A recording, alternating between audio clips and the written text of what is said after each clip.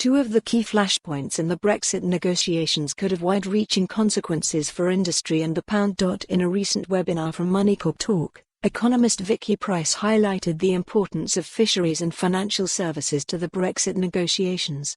If we look at the numbers alone, it would seem that financial services should take priority. In 2018, financial services were worth £132 billion to the UK economy, and fisheries just £784 million, or just 0.1% of the country's economic output.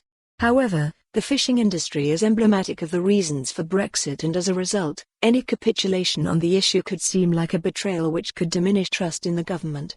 Why is fishing so important?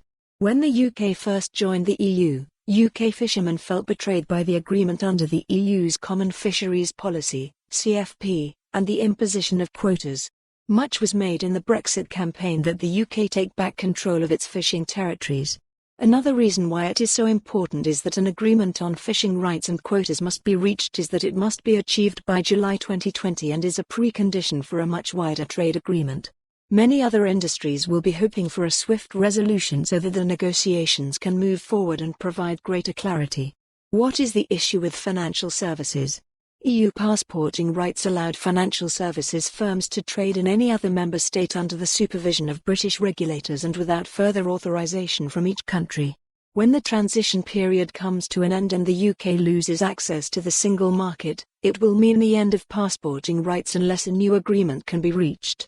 Already, more than 300 UK companies have opened EU hubs to retain their access, and roughly 7,000 banking jobs have been transferred out of the City of London to the Eurozone, along with an estimated £1 trillion of assets.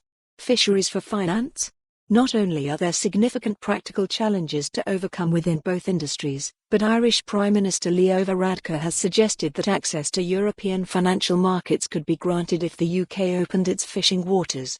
This would be a difficult term for the UK government to accept, given the political capital it has invested in the industry. Any stumbling block with these two issues is likely to cause alarm for other industries and goods and services. What all this means in the short term is more uncertainty for businesses across all industries, and as a result, more pressure on the pound. Positive developments could see sterling make gains, but further frustrations and clashes could put pressure on the currency. Managing imports and exports during the Brexit transition period, City AM has teamed up with currency specialist, Moneycorp, to offer a range of tools to help to manage costs across borders and mitigate the risk of currency fluctuations. For more on this story, visit the news article link.